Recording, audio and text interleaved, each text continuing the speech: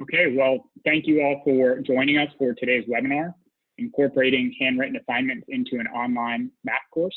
My name is Danny Shapiro, and I'm on the marketing team here at Hawks Learning. Our speaker today is Dr. Peter McCandless of University of Nevada, Las Vegas.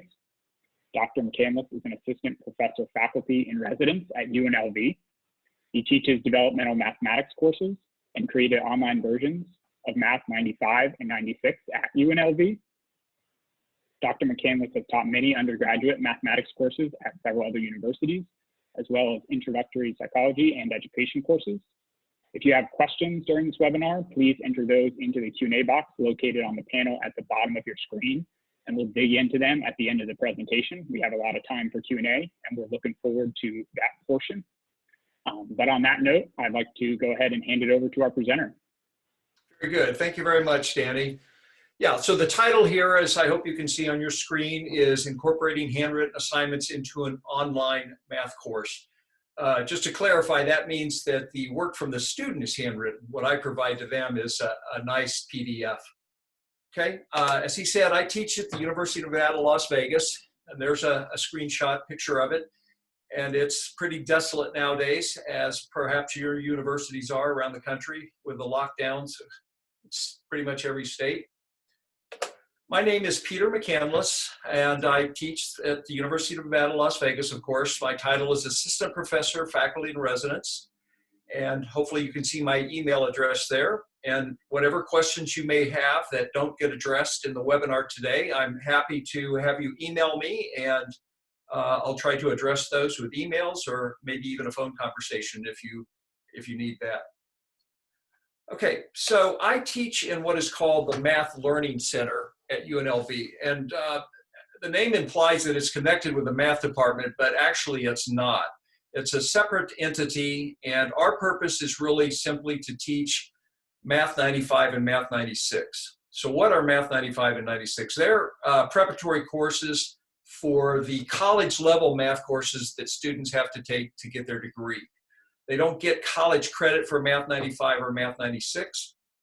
Now, if a student tests well enough in our placement exam, then of course they just go directly into the math course that they require for their degree. But a number of students don't, actually several hundred every semester do not qualify, so we place them in either Math 95 or Math 96. So we put them in Math 95 if their intention is to take Math 120, which is Fundamentals in Math, and that would be their final math course. And then Math 96 is for students who are going to take college algebra, which is Math 124, or pre-calculus Math 126. So we just decided to break it up a little bit. We used to have 95 as a prerequisite for 96, but we've changed the curriculum a little bit in the last couple of years, and this is what we're currently doing. And actually looking forward, we're going to be moving into a co-requisite model in the next year or so. So Math 95 and 96 will actually be incorporated into the actual course that they take for their college credit. But as it stands now, Math 95 is for 120 and 96 is for 124. Now the course that I created, I did that with a great deal of help from the online education office at UNLV. They have instructional designers and videographers and people that can do programming, and I had a tremendous amount of help from those people, so it was very much a team effort. The course itself consists of the building blocks of a module. So here you have a screenshot of Module 1 in my Math 96 course. And we'll go through this when I pull up the live shell here in just a second, or the live course. So we're just going to focus on this one component, the handwritten homework assignment in the course. And so let's get out of the slide presentation here, and just bear with me a second, and we'll pull up the course itself. So here you should see the full course, okay? And there's a menu on the side here, and I know this is a great deal of information here, and we're not going to go through. We're going to make it simple. It's a lot to look at. So as you may recall from the previous screen, I had Module 1 up. A module is just a unit or a chapter of the course. You can even rename them. At UNLV, we use Canvas for our learning management system. We adopted that about 3 years ago. I actually created this course first in Blackboard, and then I had to migrate and get it over into Canvas. So I kind of began with Canvas in my learning of teaching an online course. But so here you see the module, the first module, Systems of Linear Equations. And every module has kind of the same format. There's an overview here, and then there's some videos. I created some videos of me teaching these concepts. We have an interactive example. And then down here at the bottom here, we have these 4 assignments or these assessments. So starting at the bottom, we have the Hawks assignment. I use Hawks, and SSO means single sign-on. So that allows the student to sign into the learning management system, into Canvas here, and then when they're ready, they can click on this link here, takes them directly into Hawks. They can do their Hawks assignment, and then when they're done or finished for that day, they can just sign out of Hawks and they come back into the learning management system. So that obviates or alleviates the need for the student to sign in 2 different ways to get to their Hawks and to the learning management system. Okay, then above here we have these 3 assignments that I created. We have a discussion question, which is a little bit higher level question. And I've actually found that they're really pretty tough for the students at this level. I may have to scale those back, but I've actually made the weight of these only 5% of the grade, so students can try on them and get some credit. It's not going to be a make or break assignment in terms of their total grade, but I do want them to give some evidence that they're trying. Then we have a homework assignment. This is what we'll look at today, the homework assignment 1 here. This is the handwritten homework assignment. And then there's a quiz here. And the quiz is an assignment, a quiz I made up in Canvas. And to do a quiz, you have to have test banks. So I made up several test banks with different questions. And the quiz is designed to randomly pick questions from those test banks. And so theoretically, no 2 students would get exactly the same quiz. It could happen, but it's extremely unlikely. And there might be some overlap where 2 students have, 1 question that's similar out of 5.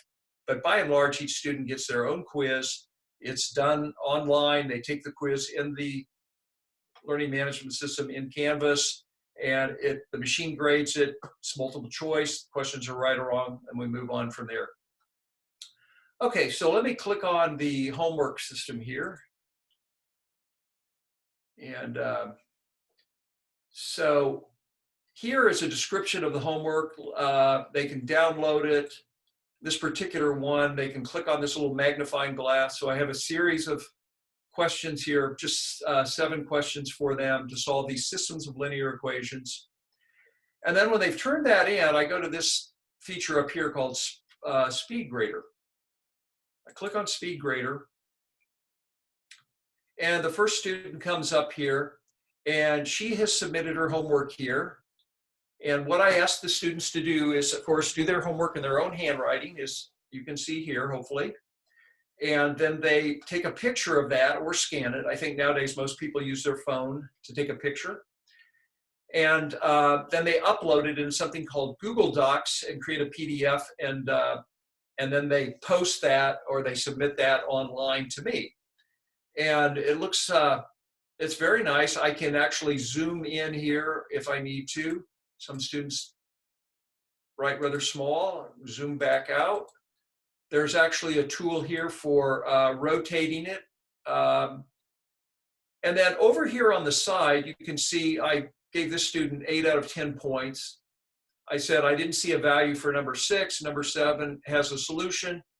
So if I scroll down, I can see the student's work here. And then I put comments in the box here.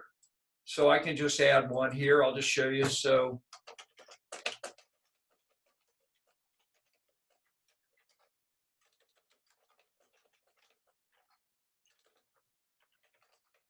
I add that comment. It says, here's where I can add comments for the student. And I can submit that, and then it'll be here. Okay, it looks like I've done that a couple times when we practiced it. So I'll just erase those for the student here. Let's see. yeah, I want to delete that one, and I want to delete that one so I don't confuse her. And then I scored it. Now, another nice feature that I haven't used is this little marking pin right here. And I actually earlier circled the graph here. So I could circle this graph, move it around. Let's see, I'll just circle these two equations. It's kind of, the line is a little small, I suspect. I could probably go into the features and make it bolder and so forth. And then you can click on here, and it gives you the option to add a comment. See if I could add another one here. So I'll just say graph looks really good. Okay, and so this is pretty nice because it's similar to what you would do with physical pieces of paper that students hand in. You would write on them, mark on them, give the students some comments, tell them where they made a mistake or they could do better and so forth. And I haven't used that though really much because it entails using the mouse and it's not very efficient from my standpoint. So I've really just used the comment box here so far. Now, we're bringing this webinar to you through Zoom, and I'm just learning a little bit more about Zoom. And in fact, I've been shown how to use my iPad as a, to share the screen of the iPad and to write on that. So I may incorporate that in the future just because it allows me to use my hand, and that's a little more comfortable for me in writing on students' papers. But I think the point here that I want to make is that as teachers, we want to provide as good feedback as we can for the students, as detailed as possible, but we have to balance that with the number of students we have. I have 40 plus students in this class alone. I have 2 other classes, total of 130 students with just 3 classes this semester. So I want to be efficient. So I go through here. And so to date, what I've done is just, I've been using the comment box. And then at the end of the period when I've graded them all and the homework assignments are all in after the due date, I will send them solutions that I've written up to all these questions in a PDF document. I use a math software called LaTeX, so it produces the symbols really nicely, and it looks very good, I think, for the students. Now, some of the pitfalls I think that you encounter when getting handwritten homework like this from students is the technology can be a little bit of a challenge. Fortunately, most students pick it up pretty quickly. Most of them are pretty adept, as we know, at technology compared to us older folks. But some of them have a hard time, and if they submit something and there's nothing there, I'll just say no submission. If there's something there, but I can't open it, I will just write in the comment box here, I'll say, I cannot open your submission, please resubmit. And then that invites the student to contact me and to, here's another student, did a nice job of pulling up using graph paper and color and so forth. But that invites the student to contact me, and at that point, I'll just have the student send it to me by email. And as an attachment in email, I open it and I can grade it there and so forth. Now, the downside of that, of course, is I don't have the repository of all the homework assignments. So here within Module 1, I have all of the homework assignments that students submitted that way. And so at any point in time, I can go back and look at their assignment. The student can see their assignment. If there's any dispute about their grades, I can pull it up. So the real benefit of that over the traditional class where you pick up handwritten homework assignments, grade them, score them, record the score, and then pass them back. Well, in that fashion, you just have the score. You no longer have the student's paper because you've passed them back. So this way, I have a record of the student's work, and the student also can go in and see what they've done, and of course, my comments that I've made to them. So I think the benefits well outweigh the drawbacks.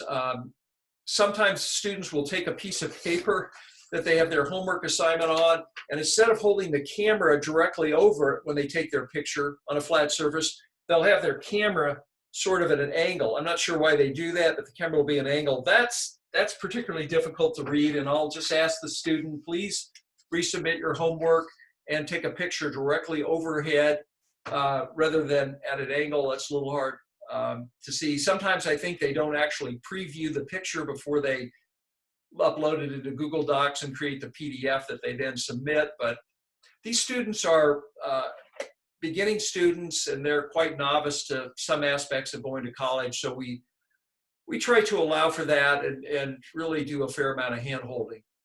So that's really the essence of the presentation today. There's a lot more I could go into, but as we said with the title, we just wanted to talk about incorporating handwritten homework from students into an online course. And so that's how I do it. So Danny, if you want to pick it up with folks and open the Q&A session, I'll be glad to address questions for a while. Yeah. Thank you, Dr. McCandless. We're already getting a lot of questions here. I'm going to try to filter through them. We're getting some questions about the mechanics of students uploading these into the LMS. Donna asked if you have a video to show the students how to upload. No, I don't. That's a real good suggestion. We do have instructions that are pretty explicit in, if I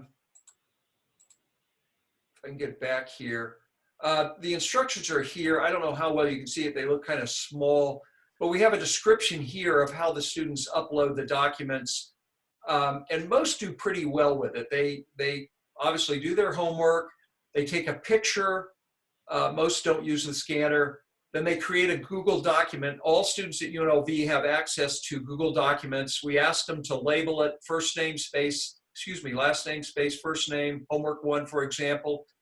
Then they insert the images into the Google document, and then they download it as a PDF, and then they submit the PDF here in the assignment. So I think your question's your point's well taken. Perhaps a video would be more useful. Most students get this pretty well. If they do have trouble with it, I just kind of walk them through. I guess another thing I would say here is, just to elaborate on that and other ways I deal with the students, is I always tell the students I'm happy to help them through Skype one-on-one or through a phone call. I like the live exchange. This course, of course, is asynchronous, which means the students are doing their own work, and then I'm grading it later. But if students have trouble, on virtually every assignment or feedback I give to them, I said, let me know if you have questions. Very few students take me up on that. And we can talk on the phone, we can talk on Skype, and soon I'll be able to do it with Zoom. So I hope that helps. We're getting some additional good suggestions in the comments for how to create PDFs, things like Microsoft Lens, Cam Scanner, Scan Genius. So thank you to all of you who are commenting in there with those suggestions. I've seen some other ones. We had a couple questions relating to the homework and how it interacts with Hawks. Melissa asked, is the homework due before the Hawks assignment so that they have feedback before doing the online work? No, that's something I could consider. They have their homework for all 4 assignments are due on the same time. All my assignments are due on a Sunday night at 11:59 p.m. With Hawks, if you're familiar with that, of course, they go into the lessons and they can do those problems as many times as they want. They go through, they have the learn, the practice, and the certify section. I think a lot of students jump right into the practice, and they can, then when they're ready, they can do the certify. If I tell them, you ought to do that first, get some practice, and then do the homework assignment, but they're all due at the same time. Now, the one caveat is I don't accept late work, because in the past when I've done it, I have such a voluminous amount of it, and keeping track of whom I told could hand it in, how many days late, becomes real logistical nightmare.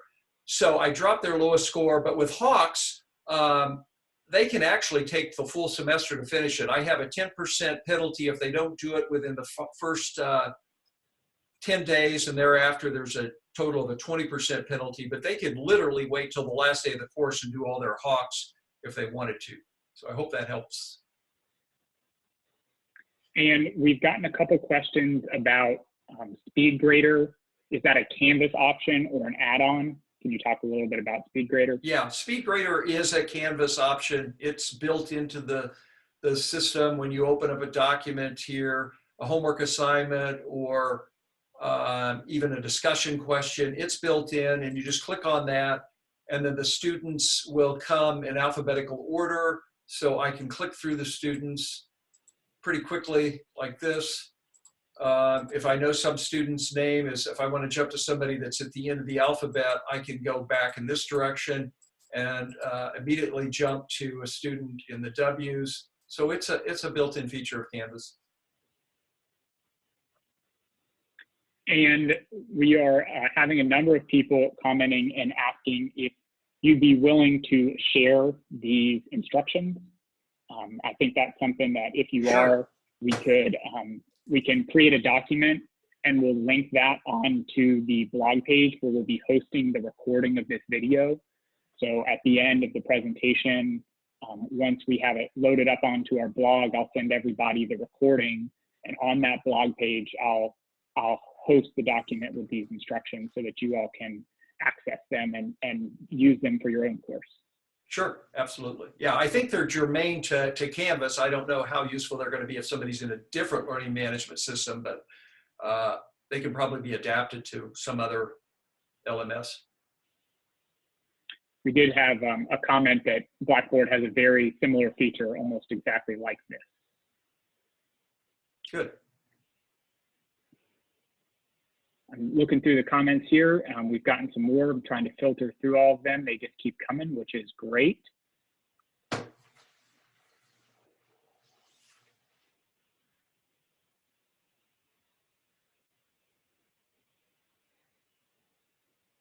Okay, so someone was asking why you asked them to upload a PDF and not pictures, and I believe that that's because that's what's required in the learning management system. Yeah, that's a good question. I'm not up on all the details of all the permissible ways to upload, but when we built the course, we decided that a PDF file was the best way to do it. That may be, that's a technical question a little beyond me. That may be the document that best fits with Google Docs. I'm not sure, but it seems to work okay for us. It seems to work well for us.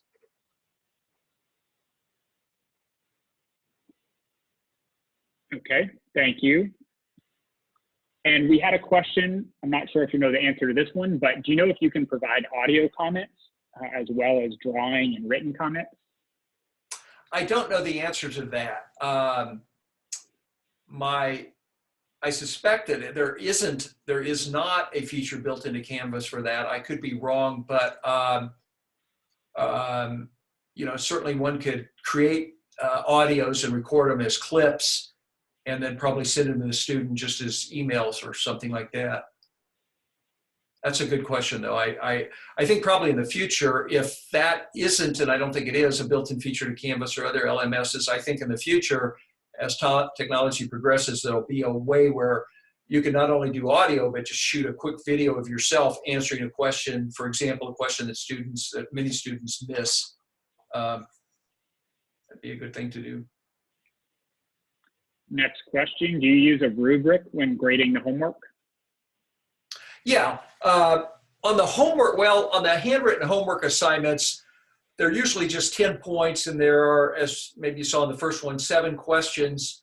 So it's usually just, you know, right or wrong on the question, or maybe a half a point off. I'm not real fussy about the rubric. In the discussion questions, there is a rubric. See if I can pull that up.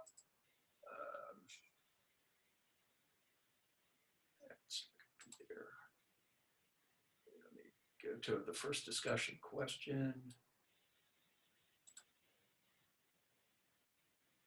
Here's the rubric for the discussion questions, because those are a little more subjective. Let's see, I hope it'll pull up. It should. That's probably kind of hard for people to read. It's pretty small there. But I just grade those on a scale of 1, 2, 3, 4. 4 is exceptional. 3 is pretty good. If they turn something in that it's reasonable, they're going to get a 1 or a 2. As I said, with those, they're pretty hard questions, and I probably have to scale those back a little bit, but it's only 5% of the grade at this point. But on the regular homework problems, I just grade them pretty much 10 points. I'm actually pretty darn lenient on the homework assignments. If something's a 7-point homework assignment, for example, and they miss 2, I don't give them 5/7 of the grade. I may give them 80%. I want to encourage them. I think the most important thing on the homework is to give them some feedback, give them some practice and actually writing out things in their handwriting and also getting some feedback. So I'm not real fussy about the scores on the homework. And thank you. And we've had another question here. Is it necessary for students to print your assignments before doing handwriting? If so, how do you accommodate students without easy access to a printer? No, they don't have to print it. That's why when we have the assignment, go back here.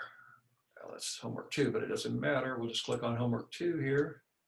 The highlighted portion here is a link to a PDF, which they can click on and it'll download the PDF. They can then just pull the PDF up on their screen, or if they don't want to even do that, they can just click on the magnifying glass here and the homework assignment appears here on their screen. They can scroll up and down here. They can zoom in if they need to.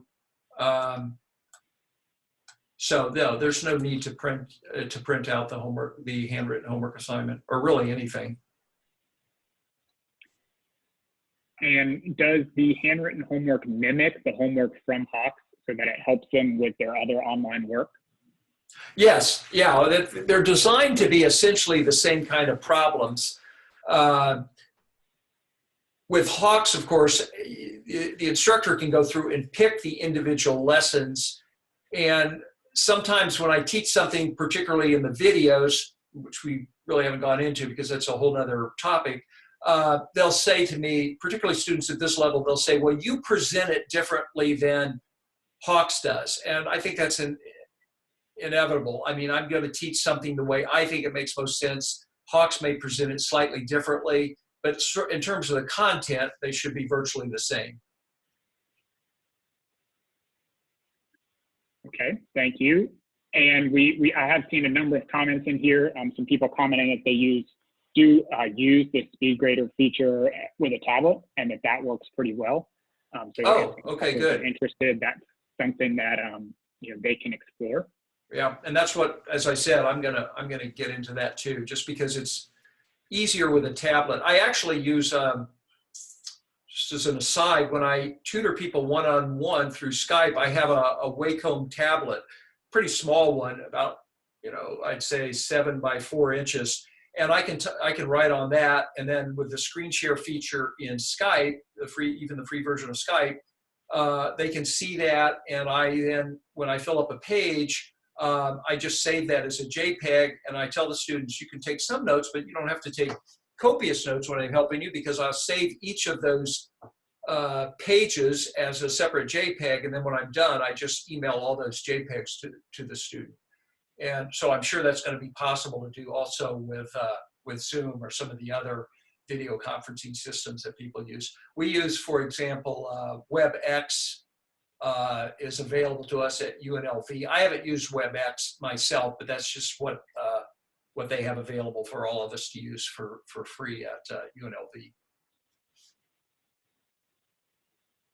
And I know we're continuing to try to talk about the handwritten assignments. That's the focus of the webinar today. But I have seen some questions wondering more about your discussion questions. Mm-hmm. And so I was hoping that you could elaborate a little bit more on that. I'll read just one of the questions here that we have. Okay. I'd like to know more about the type of discussion questions you ask students. Can you talk about those? Is the discussion just between you and one student, or is it a classroom discussion? Good questions. So let me open this one on.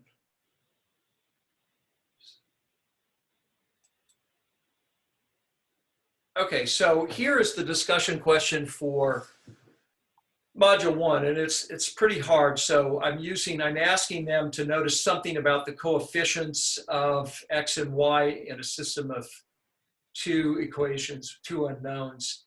And I give them some hints down here. I won't go through all the math part of it, but I I want them to talk about it. It is originally designed to be a discussion question, which I would originally ask people to post your answer and then respond to at least 2 postings of other students. But I found that at this level, as I said, the questions are a little bit too hard, and the comments are really kind of simplistic. The comments generally from one student to another are great solution. I thought the same thing. There's not a lot of intellectual discussion I found in these particular questions. So that's really my fault. I need to write better questions that invite them to have a discussion and sort of stretch their minds a little bit. If you think in terms of Bloom's taxonomy, a little bit higher level perhaps. But as I said, I've just found, having taught this 5 or 6 times, that the discussion questions are a little bit hard for the vast majority of the students, but ideally they would be ones that would invite students to discuss with other students and so forth. But at this level, I've just found that the level of the discussion is not very good, and I really just look at their response to me.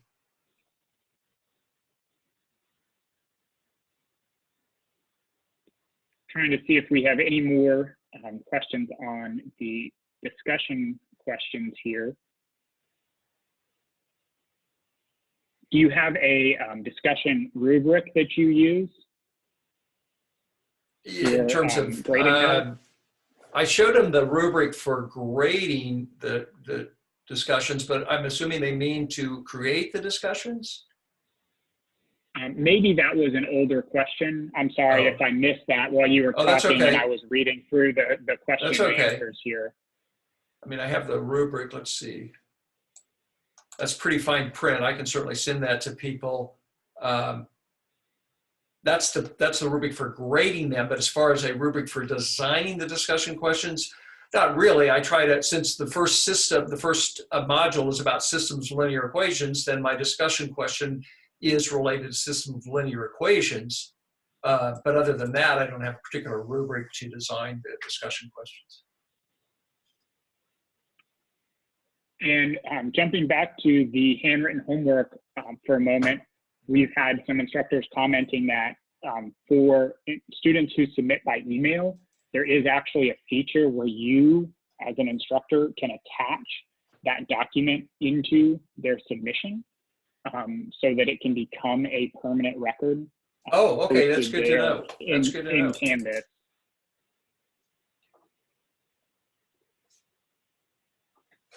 There should be a little attachment feature somewhere there that you can use. Right. That's a good point. So that would answer the question about having everything in the same repository. I'll look for that. Thank you. One other question related to something we talked about at the beginning. How many problems do you typically have in a test bank? Hundreds. That was quite laborious to create. Let me show, see if I can do a little example. If I click on this.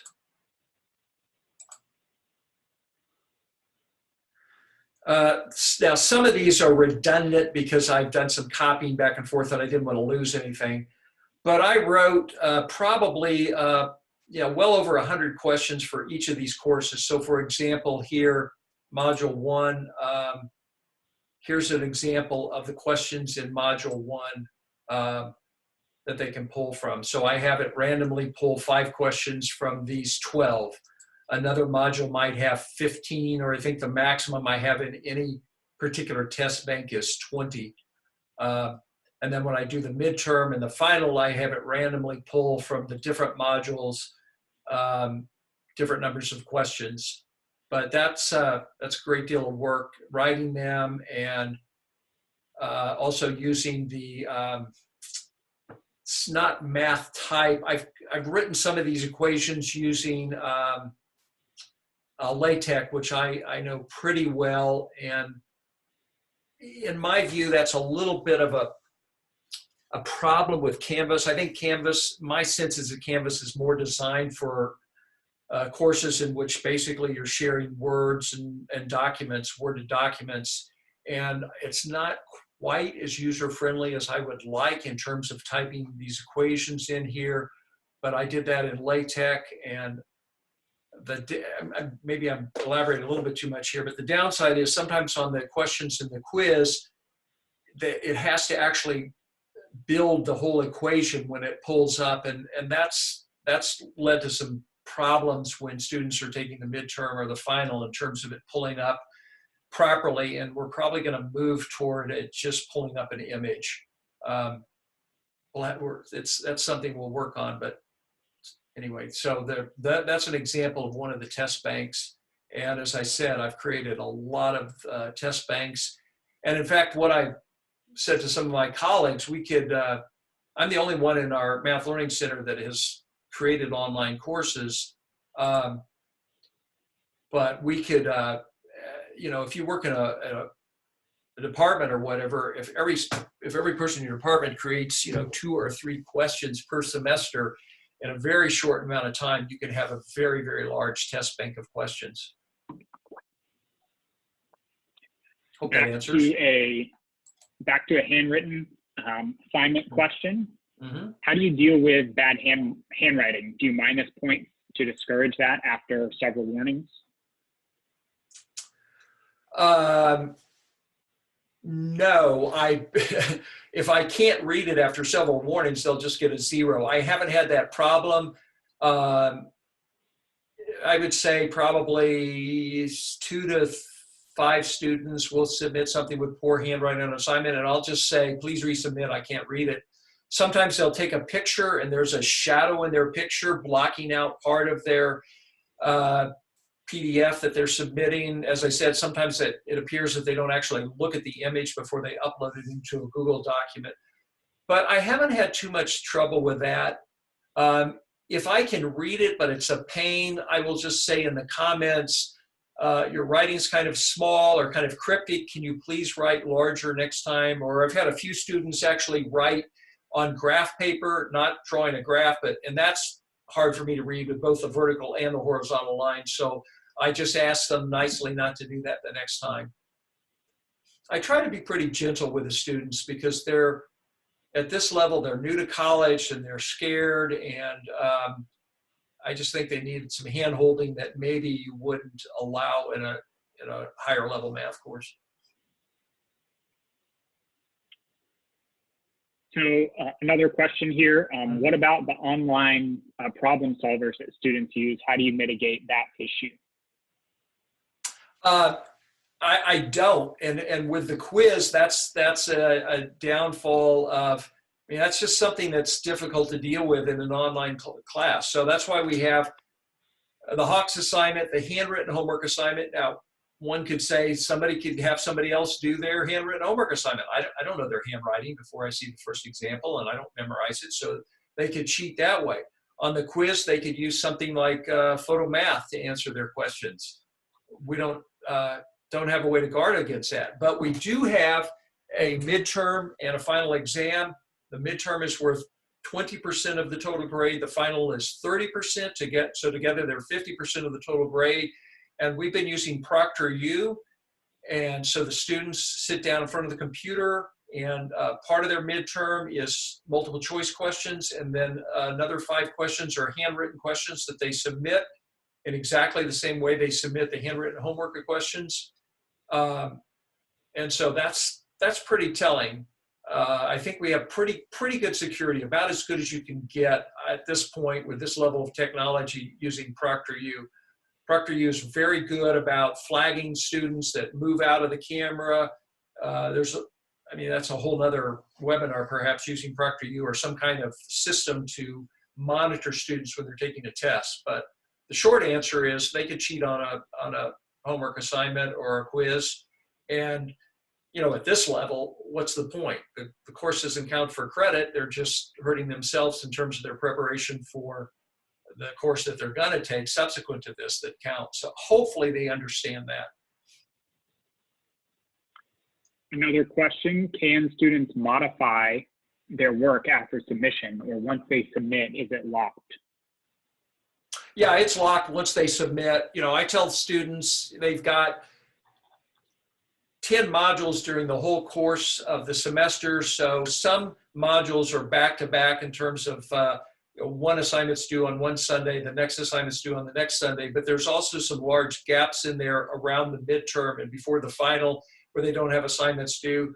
And I tell them, look, you can get help. I'm glad to help you with the homework before you turn it in, but you have to turn it in on time. And once it's turned in, it's due, I grade it, and I'm done with it.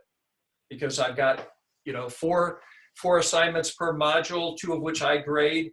So that's 20 times 130 students, 2,600 assignments. That's, it's a fair amount of grading. I don't have time to go back and revisit homework assignments. However, I do pass out a study guide before the midterm and a study guide before the final exam. Encourage students to work through all those problems and, contact me if they need help. Elizabeth asked if you have suggestions for managing a lot of students, something like 250 plus. 250. That's a lot in a single course. That's huge. In that situation, it's going to be imperative for someone, I think, to be very, very efficient in their grading. That's, in my opinion, that's way too many students to have in any course. If in a face-to-face lecture course, if you're the lecturer and you've got TAs helping you grading assignments, maybe that's okay. But the director of mine caps our courses at 50 students. We teach 4 courses per semester. It actually turns out to be 5 in the fall and 3 in the spring because we have such a heavy enrollment. So I can have a total of over 200 students in the fall, but they're not all in one class.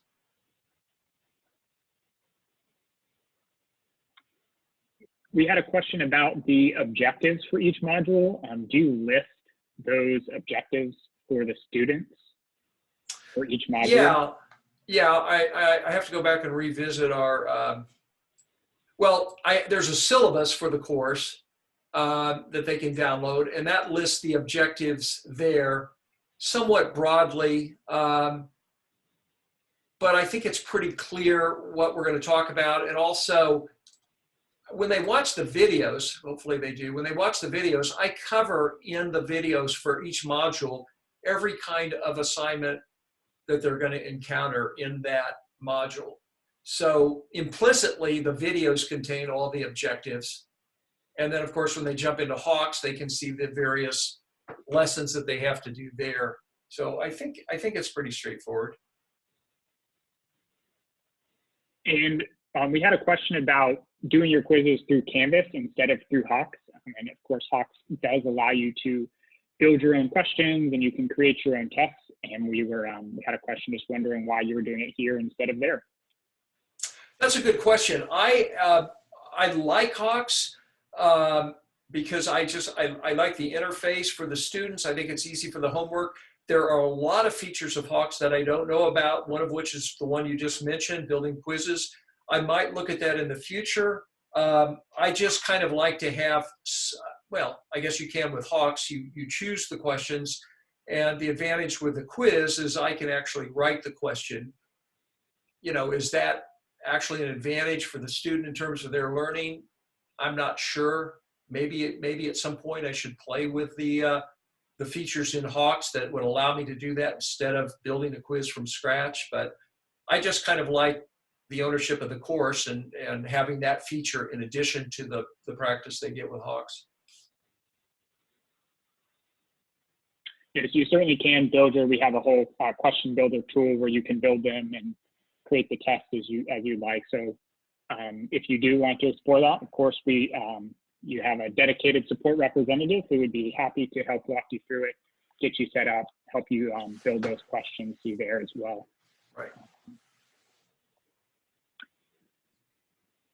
Okay, let me read through. We have just getting so much awesome audience participation. So thank you again to all of our audience members.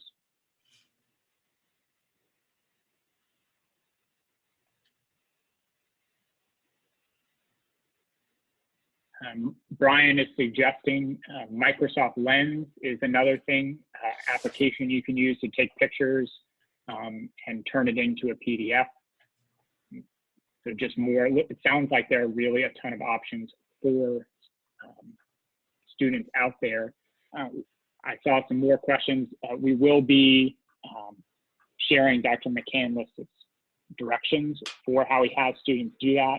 I know that you mentioned that they get a free access to Google Docs and some features that are incorporated in there as part of their integration with the university. So that's why you use Google Documents. Right. Jeffrey says, have you tried printing their assignments, writing comments on their sheet, scanning back to a PDF, and then attaching the PDF back to the students in SpeedGrader? This is the method I've been using, and I find it time consuming. No, I haven't, and just for that reason, it sounds very time consuming to print it out and then write on it, scan it back, and I like the SpeedGrader option. In fact, in the fall, I typically teach 1 or 2 classes face-to-face, and I haven't done it in the past. I've collected assignments, graded them in the traditional way, pieces of paper, handed them back. I think even in my face-to-face classes, I'm going to have students turn in their assignments through Canvas and grade them that way, because it's so much quicker when you get the hang of it and you have that repository of everything. Well, I guess in what the student or the commenter suggested there, you would have it also. It's just that you would have to individually scan or photograph each assignment yourself after printing it out.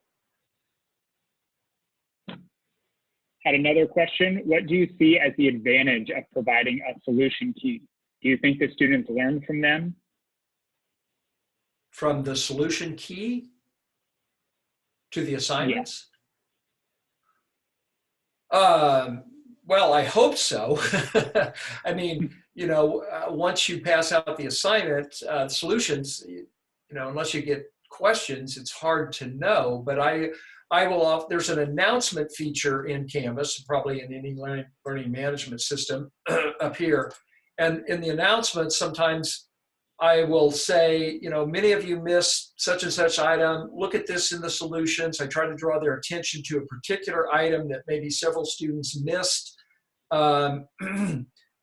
So that's how I use the announcement to draw attention. One thing I've noticed with the announcements, unless I'm not seeing something, you can only attach one document to an announcement. So maybe somebody in the audience will say, no, you can attach multiple. But when I've tried to attach multiple documents to an announcement, it only takes the first one. So if I have 2 or more documents, I send out an email to all the students. And we had a question asking about the Math Center itself. And is that an online support system, or is it based in the campus with the face-to-face? And could you tell us a little bit more about that overall? Right. The Math Learning Center is, officially, it's not a, quote, department. I mean, it's a unit, if you will. I'm not sure the distinction there, but my director makes that distinction often. Probably has something to do with representation in the faculty senate or something like that. The Math Learning Center has been around for, well, I've been at UNLV 6 years, so it's been around 7 or 8 years. It was created specifically to address the difficulty of students who have a deficiency of math skills that will, such that they cannot come into the university and take their college credit bearing math courses right off the bat. So yeah, we're an individual unit. There are, I'm an assistant professor, faculty in residence. There are 4 of us. There are about 4 or 5 lecturers, and then there's a director. So we have regular meetings, or did face-to-face meetings before the coronavirus thing. Now we meet just like everybody else does, virtually. But it's a pretty cohesive group.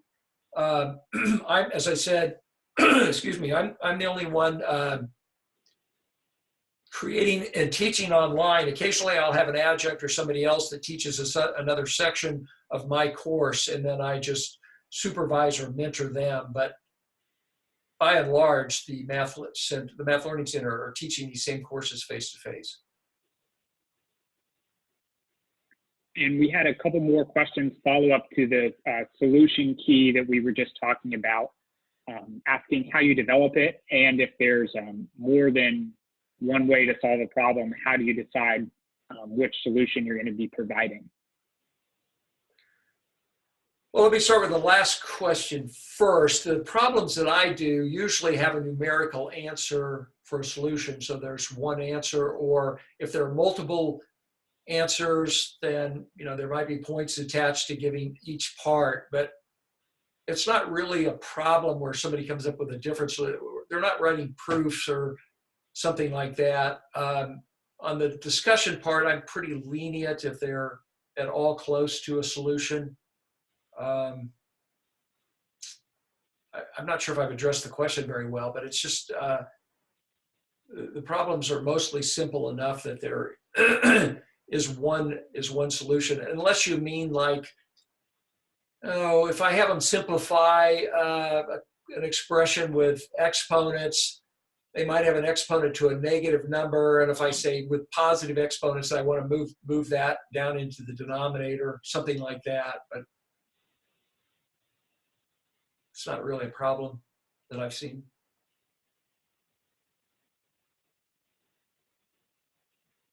And I know we're getting towards the end of our time here. I'm going to try to get to just a couple last questions. Sure. We had I know you addressed how much the midterm and final are worth, but we had a question about the rest of your grade category breakdown and the weights for homework and the Hawks Learning problems. Let me show them.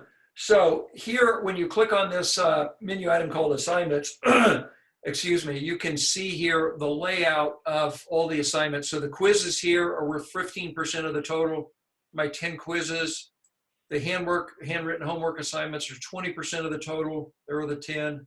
The discussion questions, as I said, are worth 5% of the total. Hawks are worth 10%. And then the midterm is 20% total. I have 20 multiple choice questions. So that's 13 1/3% of the total, and the 5 questions are 6% of the total of the course. So that's broken down there. So when you build a course in Canvas, you can go in here and actually change the weights. I'm not sure if it flags you if they don't add up to 100%. I just obviously do that. So there's a layout of the all of the different components that make up the grade. And of course, this is I don't have these listed as quiz 1 through 10, but in the syllabus for the students, I say quizzes 15%, handwritten homework 20%, and so on. So they see in the syllabus what these are. And you can drag these around. For example, a student pointed out that the other day I had inadvertently had one of my discussion questions, I think I left one out there, had one of my discussion questions in the category of quizzes, and it was going to weight it differently in there. But it was just a matter of clicking on here and dragging that discussion question, which was improperly placed, into the correct category of discussions down here. I think I left out discussion 4 here, or there was a problem. I can't remember what it was. This one's unpublished. So if they're curious, the green check marks indicate that the assignment is, quote, published. Published means the student can see it. If it's not checked, then it's unpublished and the student can't see it. Now you can also have beginning dates when they're allowed to begin. So here for the final exam, for example, this is not published yet.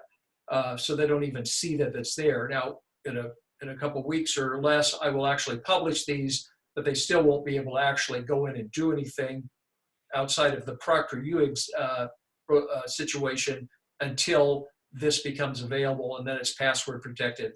That's a whole nother discussion perhaps, but I think that hopefully answers the question. You just go into assignments here and it shows the complete layout of your course and the weights for the various categories. Okay, well, that is just about our time for today. Dr. McCandless, thank you again for Sure. taking the time to do this, to answer all these questions. Let me see if I Thank you can to our audience. put my, if I can do this here, put my contact stuff back up here as you suggested. Let's see.